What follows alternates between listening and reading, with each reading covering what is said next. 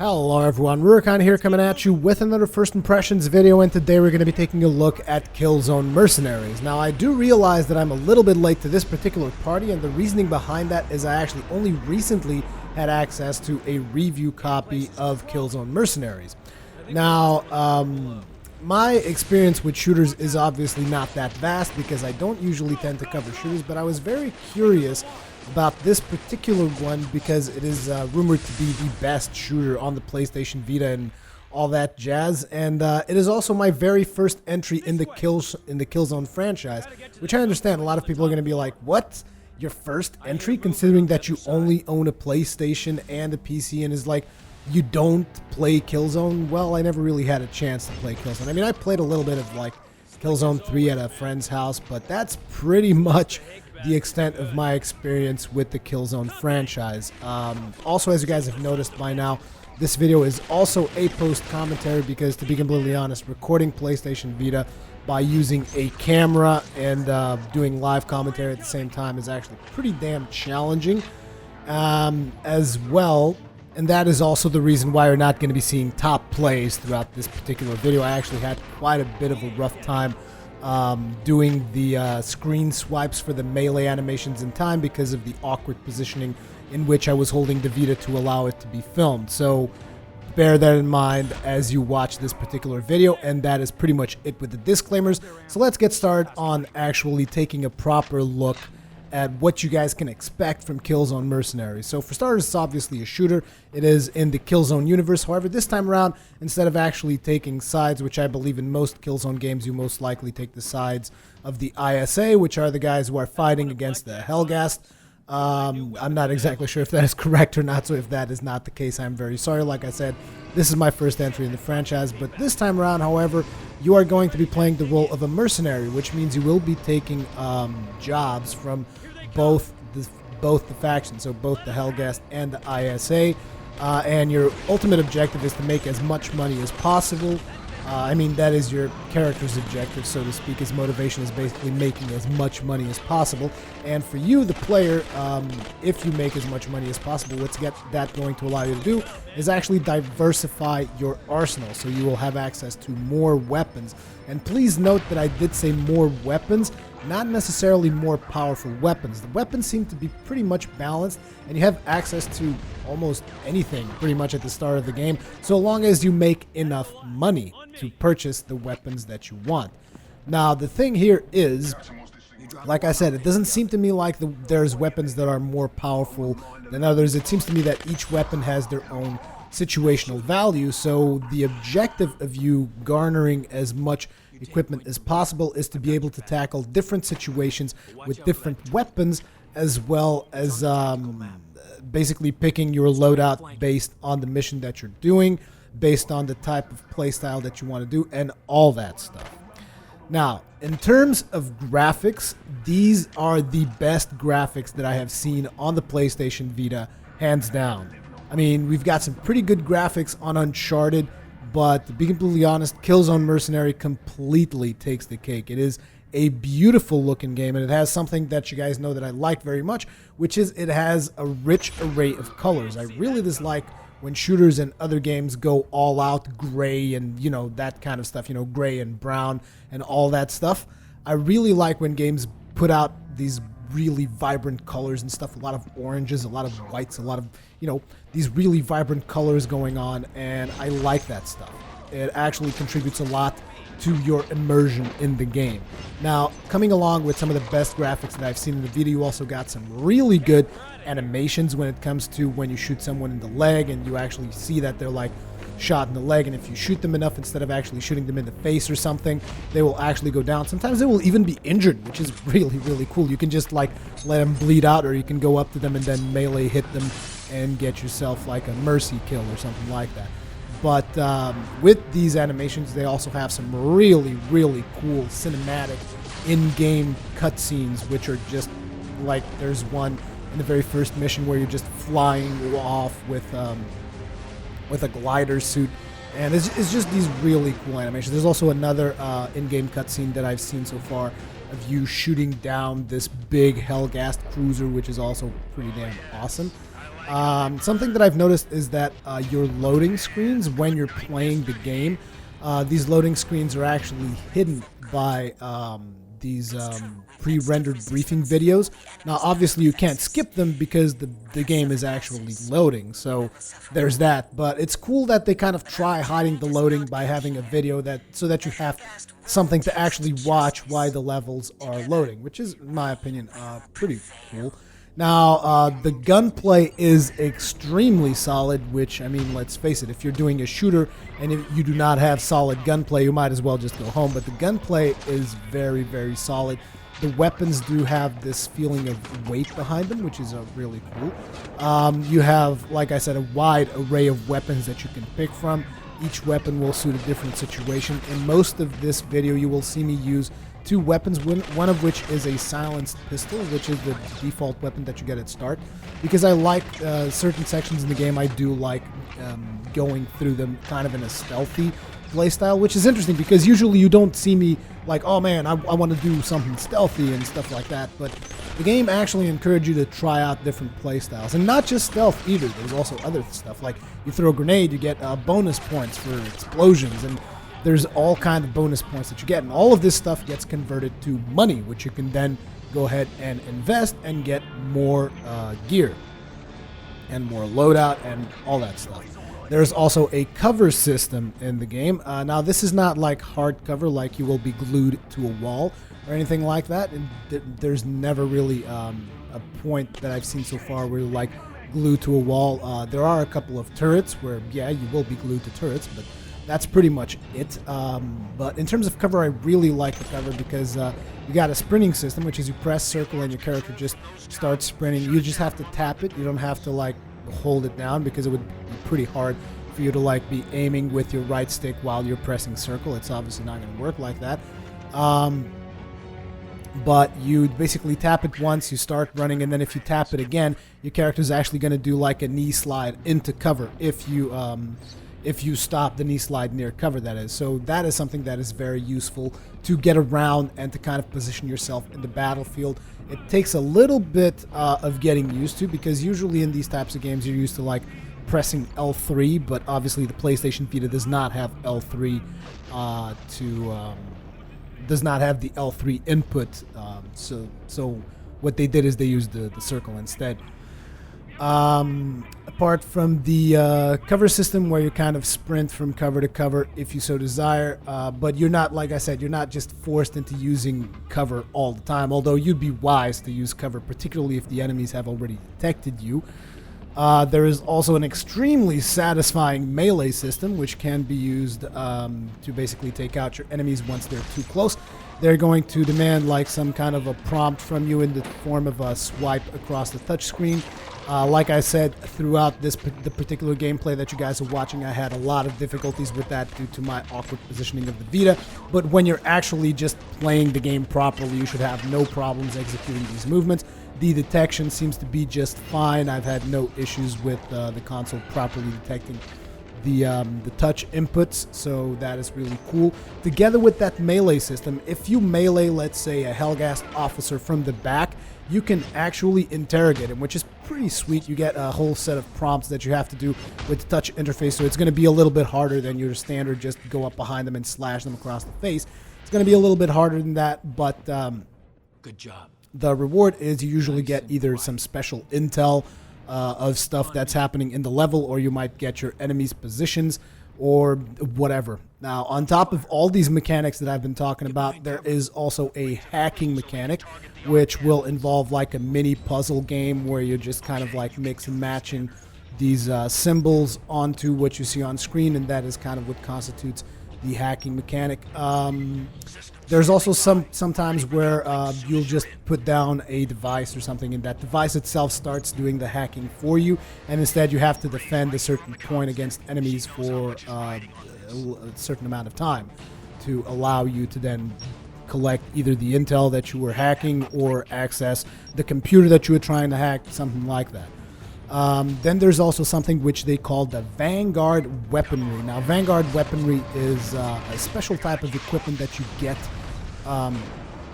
it basically gives you access to like a drone that can kill people in one hit, I actually didn't have access to that particular drone just yet.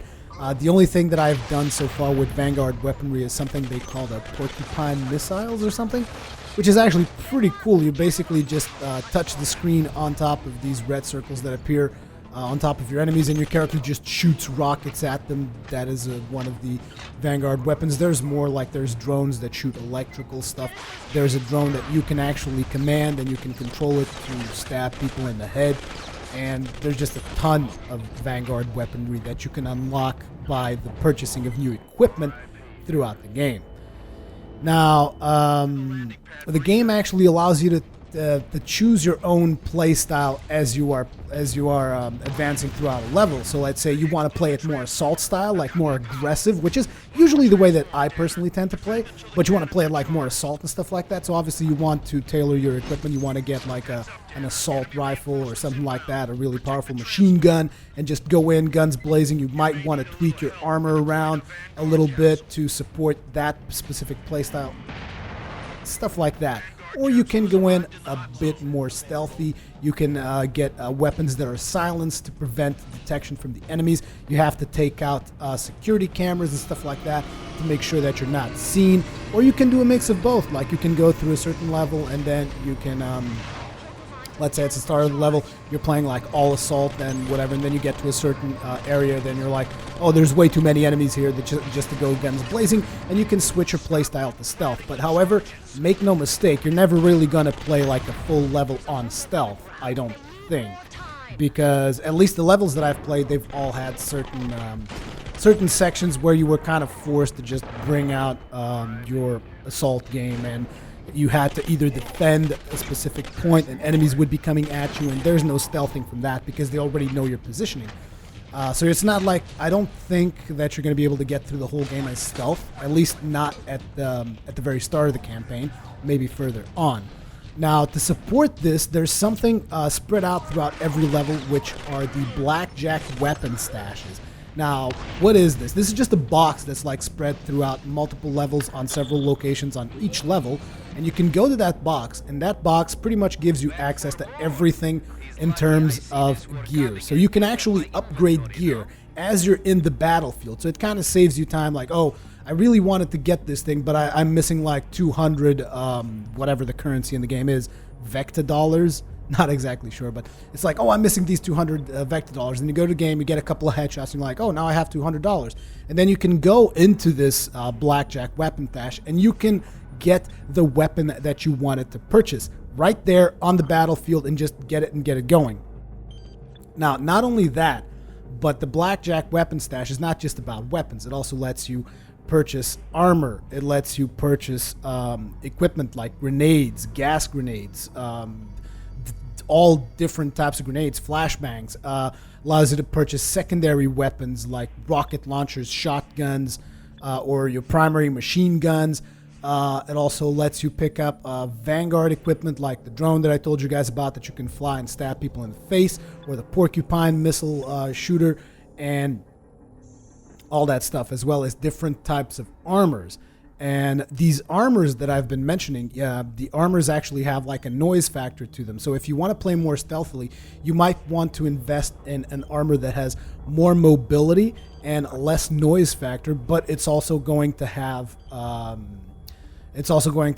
lot less protection. So there you go. There's basically upsides and downsides to pretty much every bit of gear, as far as I can tell. You can also get machine guns that have higher fire rate, as well as a larger clip, but they're going to either have less precision or something along those lines. So, and the Blackjack weapon stash is at the center of all of this because it allows you to actually change your loadout in the battlefield. So let's say you're going to that particular section that you know in a specific level that you already know. It's like, okay, here I want to play assault, and you go up to the box and you switch up your loadout. You get your assault rifle, you get all the stuff that you really need to just be as aggressive as you possibly can, and you just dish out all that firepower onto your enemies. And when you're done, you can go back to the Blackjack weapon stash, and you can then be like, okay, now I'm going to play a little bit stealthy, and you switch up your armor and switch up into stealth, and then proceed onwards throughout the level as stealth. And you guys might be wondering, why is this so important? because after you complete each of these campaign missions for the very first time, they're going to unlock a contract mode. And how do contract modes work? It's actually 3 contract modes, actually. I'm sorry. It's not 1 contract mode. It unlocks 3 contract modes for each of these missions. Now, the 3 contract modes are Precision, Covert, and Demolition. Now, Precision is going to be about how fast you can finish the level, as well as how accurate you are, like headshots, that kind of stuff. So it is going to tell you, like, okay, you need to use this weapon. You need to get this many headshots. You need to finish the mission in this amount of time.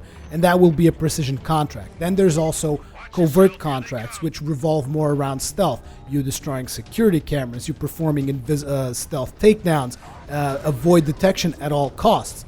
These are different kind of contracts, which will probably ask you to use a different type of weapon, like a weapon with a silencer, something like that. Avoid detection at all costs, that kind of stuff. And then there's the Demolition Contracts, which, as the name implies, basically involve you blowing shit up. That is just the way it is. So obviously, as you can see throughout all these different contracts, I don't know exactly how many missions the campaign has. I've been doing a little bit of research. It seems the campaign is fairly short. So far, I've done 3 missions, I believe. I haven't really had that much time to really dedicate to the game, but I've played through 3 or 4 missions. Again, not exactly sure. And each of these missions actually has lasted me for about, I don't know, half an hour or something. The pacing, however, seems to be very, very adequate to a game for you to play on the go.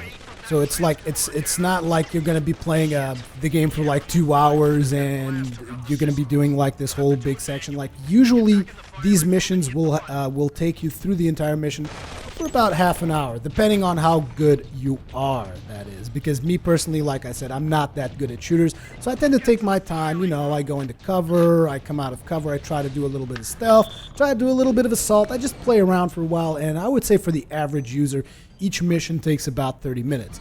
But you can do them faster. As a matter of fact, the contract for Precision on the very first mission, one of the conditions of that contract is that you finish the mission within 20 minutes. Now, obviously, when you perform these contracts, you're going to get additional money for doing those particular sets of objectives that they give you there. But as you can see, this brings you a lot of replay value, because for each of these missions, you can then replay it in 3 different ways. And make no mistake, these are different ways. It's not like just, you've been playing this as assault all the way, and now you're going to be playing it as covert, and it's going to be the same thing. It's not. It is very, very different. So you have this replay value with all of these missions, and on top of that, there's competitive multiplayer. Now, I didn't really play the multiplayer, but there are 3 modes in the multiplayer. There's Deathmatch, Team Deathmatch, and Warzone.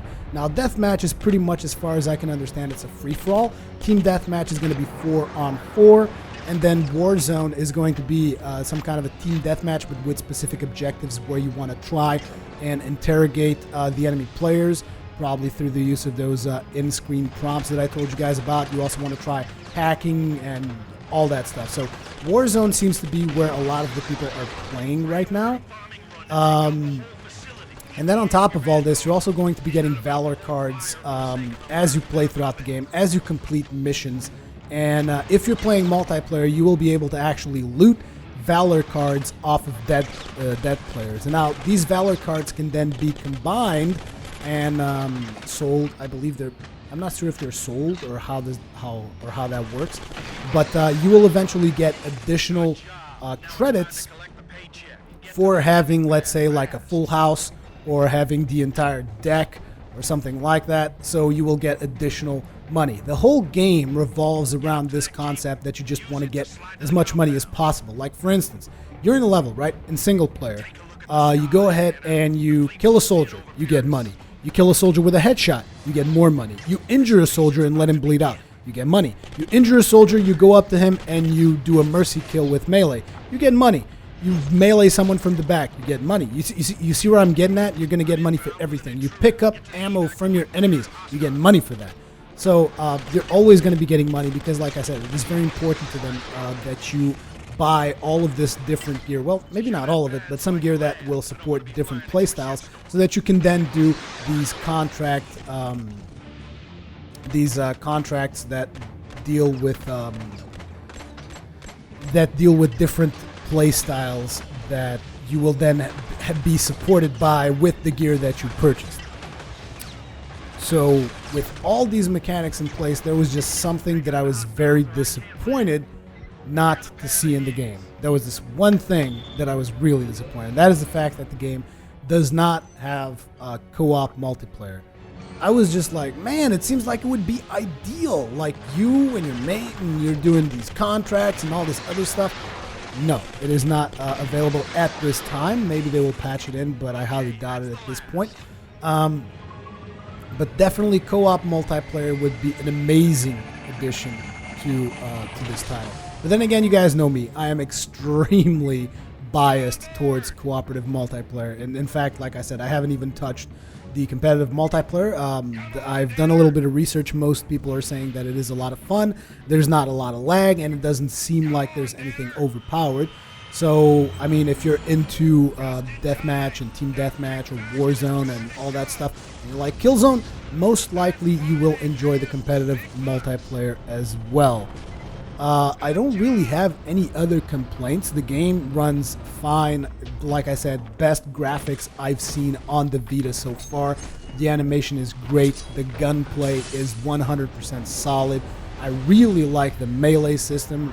I mean, and the animations on the melee system. Like, just imagine stabbing a guy on top of the head and then just like wiggling his head around for a little bit and then removing your knife. I mean, that's awesome. There's also an animation where you stab someone in the balls, and that's not awesome anymore. That's just plain wrong. And anyone who's a guy and sees that animation, I'm pretty sure you even get the shivers, if you know what I mean. Either way, that is going to be it for this particular video. If you like Killzone and if you like shooters, if you like what you're seeing on screen right now, most likely you will enjoy this a lot. Several people have been calling this the reason to own a Vita. I wouldn't necessarily say that because there's a lot of great titles on the Vita.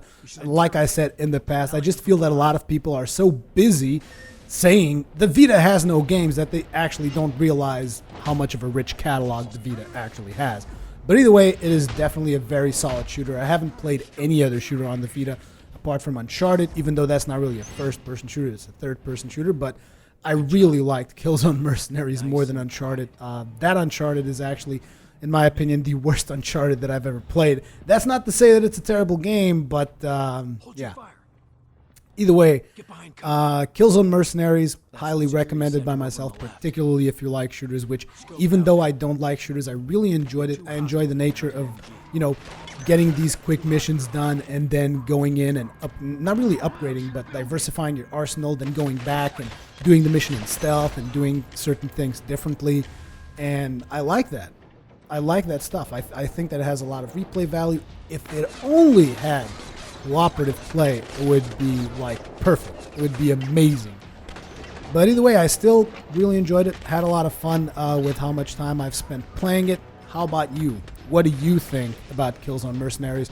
Let me know in the comment section below. Leave me your comments, feedback, all that kinds of good stuff. Thank you very much for watching, and I will see you guys in the next.